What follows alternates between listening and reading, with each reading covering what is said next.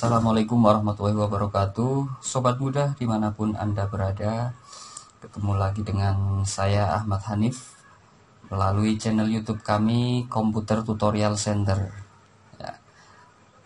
Seperti pada materi-materi yang sudah saya sampaikan beberapa waktu lalu, kali ini materi yang akan saya sampaikan adalah berkaitan dengan pemrograman Visual Basic ya. Materinya adalah percabangan satu kondisi. Apa itu percabangan satu kondisi? Percabangan satu kondisi itu adalah sebuah percabangan ketika kita membuat sebuah program di mana di dalamnya itu ada pilihan yang harus kita tentukan. Misalkan kita mau menentukan apakah itu bilangan genap atau bilangan ganjil, misalkan apakah seseorang itu pria atau wanita ya, jadi ada satu pilihan ya, ini yang dinamakan dengan percabangan satu kondisi ya. Kenapa dikatakan satu kondisi? Itu kondisinya cuma satu, benar dan salah ya, benar dan salah, artinya hanya ada dua pilihan saja, benar dan salah. Nah, dalam sebuah percabangan yang dengan menggunakan satu kondisi, itu rumusnya adalah dengan menggunakan if, then, else ya. Jadi percabangan berdasarkan kondisi suatu variabel atau nilai di dalam pemrograman Visual Basic dinyatakan dengan perintah seperti ini ya. Ini yang harus kalian ingat baik-baik ya. Rumusnya itu yang pertama adalah if, kemudian kondisinya bagaimana ya, kemudian then, kemudian keputusan kondisi benar ya, kemudian else, keputusan kondisi salah. Kalau misalkan kita menentukan bilangan benar, bilangan genap atau ganjil, misalkan kondisi benarnya adalah genap, kondisi salahnya adalah ganjil, misalkan seperti itu. Itu yang dimaksud dengan kondisi benar dan kondisi salah. Nah, kondisi ini berarti rumusnya ketika bilangan genap itu rumusnya seperti apa, itu maksudnya seperti itu ya. Jadi penulisan percabangan seperti di atas disebut dengan kondisi dan keputusan ya. Dengan pengertian yang umum bisa dikatakan, jika memenuhi kondisi maka lakukan proses keputusan untuk kondisi benar, jika tidak dilakukan proses keputusan untuk kondisi salah. Jadi ini adalah prosesnya ya. Prosesnya itu menentukan apakah itu bilangan genap atau ganjil, misalkan seperti itu ya. Ini contoh saja seperti ini ya. Kalau misalkan kita mau menentukan bilangan genap atau ganjil, ini kondisinya adalah bilangan mod 2 sama dengan 0. Apa itu mod? Kita harus ingat-ingat pelajaran atau materi yang telah lalu. Mod itu kalau dalam operator ya, itu sisa bagi ya, sisa bagi. Jika bilangan itu sisa baginya 2 sama dengan 0, sisa baginya 2 itu sama dengan 0, maka ini keterangan, ini adalah kondisi benar, bilangan genap. Else, jika tidak, maka keterangannya adalah bilangan ganjil ya. Apa yang dimaksud sisa bagi? Misalkan 4 ya, ada bilangan 4. Bilangan 4 itu sisa baginya 2, atau 4 dibagi 2 itu sama dengan 0, berarti itu masuknya bilangan genap. Tapi kalau 5 sisa baginya 2, sisa 5 dibagi 2 itu sama dengan bukan 0 tetapi berapa? Sisa baginya itu 1 ya. 5 dibagi 2 sama dengan 2 ya. Ada sisa 1. Berbeda dengan 4 dibagi 2 itu hasilnya 2 ya, tidak ada sisanya adalah 0. Itu yang dimaksud dengan sisa bagi. Nah, itu untuk percabangan dengan if, then, else. Sekarang bagaimana kita aplikasikan atau kita praktekkan membuat sebuah program untuk menentukan apakah bilangan itu genap atau ganjil ya. Kita bikin dengan menggunakan tampilan seperti ini misalkan ya.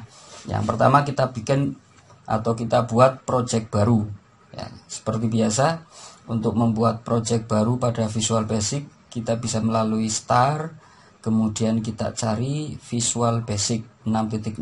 Ini kalau misalkan di sini ada, langsung kita klik. Kalau tidak ada ya kita ketikkan di sini, misalkan ya, nanti akan muncul Visual Basic 6.0. Ini yang saya pakai. Kita klik saja, maka akan muncul tampilan seperti yang ada di layar. Sobat muda bisa lihat di sini. Ya, ini ada beberapa pilihan. Kita pilih saja standar Excel. Kita klik Open. Ya, ini tampilannya seperti ini.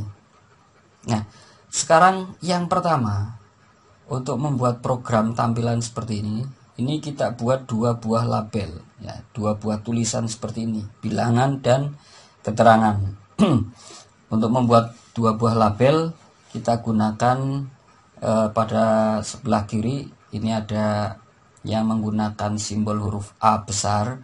Ini kita klik saja, kemudian kita klik dan drag pada lembar kerja ini. Ya, kita tarik seperti ini, klik dan drag, misalkan saja seperti ini. Kemudian untuk captionnya pada properties sebelah kanan, captionnya kita rubah, label 1 kita rubah menjadi misalkan bilangan. Ya, kemudian kalau misalkan biar lebih jelas, fontnya kita rubah, ya, ini kita klik di sini. Kemudian kita cari font yang kita kehendaki, terserah mau menggunakan font apa. Ini misalkan saja saya gunakan font Arial. Kemudian di bold, ini biar jelas ya. Ukurannya 10, klik OK. Ya, sudah. Kemudian kita bikin label yang kedua, sama seperti tadi, caranya kita klik dan drag di sini.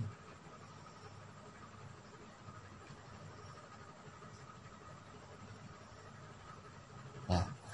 Kemudian labelnya kita ganti, ya, label 2 kita ganti menjadi keterangan. Ya. Fontnya kita rubah, misalkan menggunakan Arial. Kemudian kita bold, ukurannya 10, klik OK. Ya. Kemudian selanjutnya, setelah kita buat 2 buah label, kemudian kita buat 2 buah text box, ya. Ini menggunakan yang simbolnya AB kecil, ya. Ini kita klik, kemudian kita klik dan drag di sini, di sampingnya bilangan.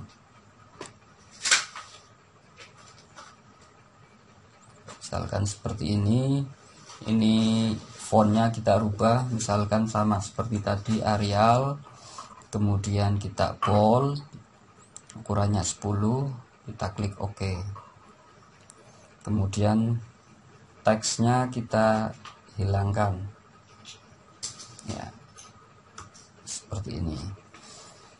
Kemudian kita buat text box yang kedua, ini di sini, ya, ini teksnya kita hilangkan. Kemudian fontnya kita rubah, ya, sama seperti tadi menggunakan Arial.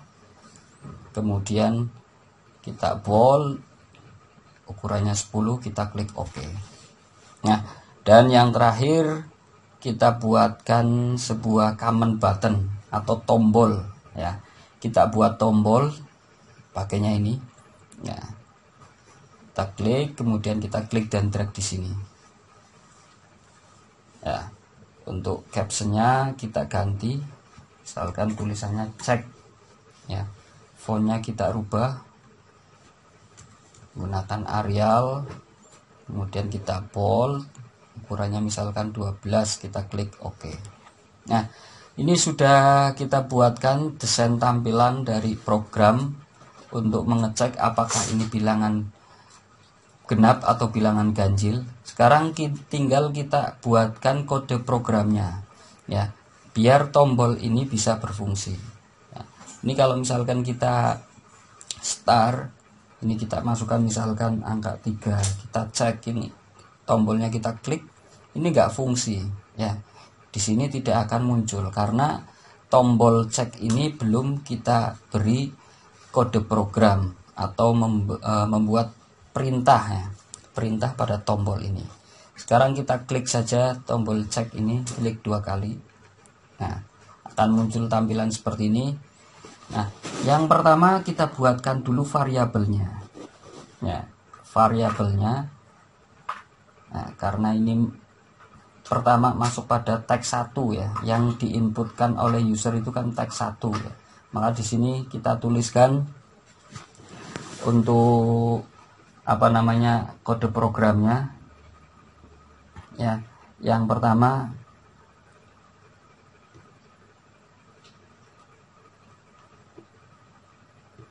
ya, misalkan bill sama dengan file dalam kurung teks 1 tutup kurung ya.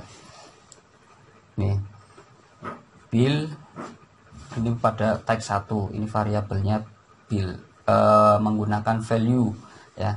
Ini untuk memasukkan angka ya, value.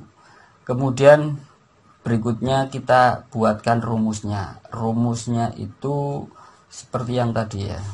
If kondisi then keputusan kondisi benar ya. Ini kita buatkan seperti ini. If bill mode 2 sama dengan 0 then keterangan genap ya, misalkan seperti ini. If bill mode 2 sama dengan 0 then ya, keterangan atau ket sama dengan genap misalkan.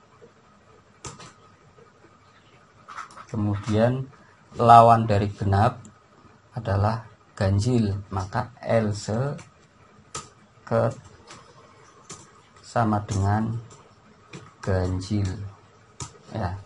Jika bilangan itu sisa bagi duanya ada 0, maka munculnya pada keterangan itu adalah genap.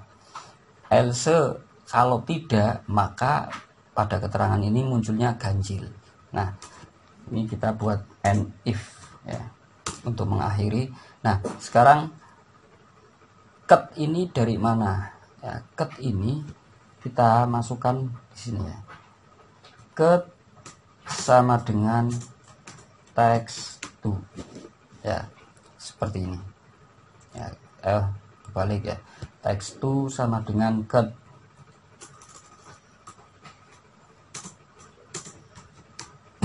Ya, ini variabel teks 2. Pada teks 2 itu kita masukkan variabel ket ya. Jadi kalau misalkan pada teks 1 ini dimasukkan angka yang habis dibagi 2, maka nanti pada teks 2 ini pada keterangan itu akan munculnya tulisan genap ya. Tapi kalau tidak, maka tulisannya adalah ganjil. Nah, sekarang sudah selesai, kita coba, kita tutup, kemudian kita klik start. Nah, kita masukkan angka di sini misalkan 2. Kita klik cek. Nah, sama dengan genap. Kalau misalkan kita masukkan angka 3, kita klik cek, hasilnya adalah ganjil. Ini berapapun angkanya, misalkan seperti ini, kita klik cek, hasilnya ganjil. Tapi kalau misalkan di sini kita rubah menjadi 4, 3, 3, 3, 3, 3, 4, ya kita klik cek, hasilnya adalah genap. Ya, demikian para sobat muda untuk membuat program dengan menggunakan satu kondisi, percabangan satu kondisi atau 2 pilihan, maka rumusnya seperti tadi ya. Kita tutup. Nah, intinya kalau kita tarik kesimpulan bahwa penulisan percabangan di dalam Visual Basic mempunyai beberapa format ya. Jika kondisi dipenuhi, maka dilakukan proses yang hanya satu baris perintah. If kondisi then, proses kondisi benar ya. Jika kondisi dipenuhi, maka dilakukan proses yang lebih dari satu baris perintah. If kondisi then, proses kondisi benar, and if ya. Ini untuk mengakhiri ya. Jadi harus ada and if kalau misalkan tidak bisa satu kali proses ya. Seperti ini. If kondisi then, proses A, kemudian else, proses B, and if ya. Ini rumusnya, rumus yang harus kalian ketahui seperti ini. Ya, saya contohkan lagi, misalkan kita mau membuat sebuah penilaian, ya, penilaian. Jika nilainya misalkan SKM sekarang ya, SKM-nya itu misalkan 73. Jika nilainya kurang dari 73, maka keterangan diisi dengan tidak lulus. Ya, tapi kalau misalkan nilainya 73 ke atas, maka nanti tulisannya adalah lulus. Kita buatkan sekali lagi contoh program. Klik, kemudian Microsoft Visual Basic, ya, standar Excel, kita klik open, ya. Yang pertama kita klik label, kita buatkan 2 buah label, misalkan seperti ini. Label yang pertama, ya, captionnya kita ganti, misalkan nilai. Kemudian fontnya kita rubah, misalkan menggunakan Arial. Kemudian kita klik bold, ukurannya 10, klik OK.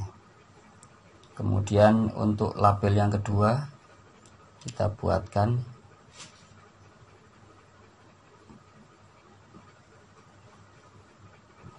misalkan labelnya kita ganti keterangan, ya, fontnya kita ganti, klik Arial, kemudian kita bold 10, klik OK. Ya, kita buatkan 2 buah text box, ini di samping nilai kita buatkan, ya. Untuk fontnya kita rubah sama seperti tadi Arial, kemudian ukurannya kita bold, kemudian ukurannya 10. Kemudian teksnya kita hilangkan, ya, tidak usah kita tampilkan, misalkan seperti ini, ya. Kemudian text box yang kedua,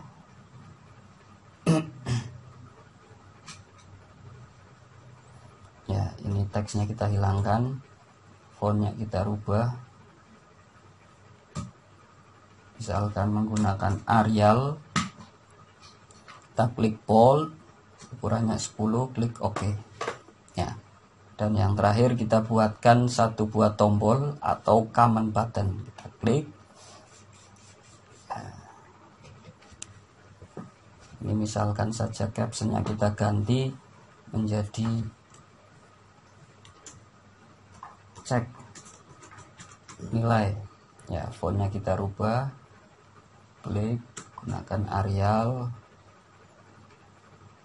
bold 10, nah, misalkan seperti ini, ya, atau misalkan ini yang agak besar 12, klik OK, ya. Selanjutnya kita buatkan kode program untuk membuat perintah pada tombol cek nilai ini. Kita klik 2 kali. Nah, sekarang kita buat variabelnya dulu, misalkan nilai sama dengan val dalam kurung text 1, ya. Kemudian kita buat rumusnya. Rumusnya adalah if kondisi then proses, ya. If misalkan nilai kurang dari, misalkan SKM-nya adalah 73, kita klik 73, then cut, misalkan tidak lulus, ya. Kemudian else cut sama dengan lulus, ya. Kita tentukan seperti ini. Kemudian kita tentukan variabel dari cut, ya. Text 2 atau text 2 sama dengan cut, ya. Kira-kira seperti ini. Ya, kita cek apakah kode program ini sudah benar atau tidak. Kita close, kemudian kita cek. Nah, kita masukkan misalkan angka 73. Nah, ini ada program yang salah. Oh ya, ini belum dikasih and if ya. Ini tampilan kalau misalkan kita membuat kode program kemudian ada kesalahan, ini pasti hasilnya seperti ini. Kita klik OK ya. Di sini dikasih and if ya. And if. Nah,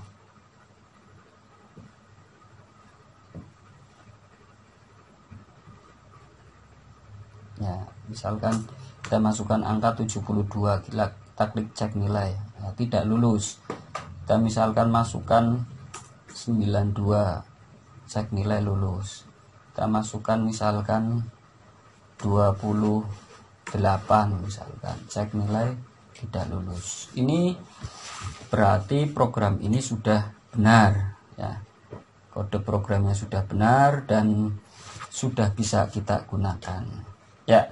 Para sobat muda CTC mania, para pecinta CTC yang biasa mendengarkan atau menyimak video-video tutorial kami ya, itu tadi sebuah aplikasi yang bisa kita gunakan untuk membuat program dengan menggunakan percabangan satu kondisi ya.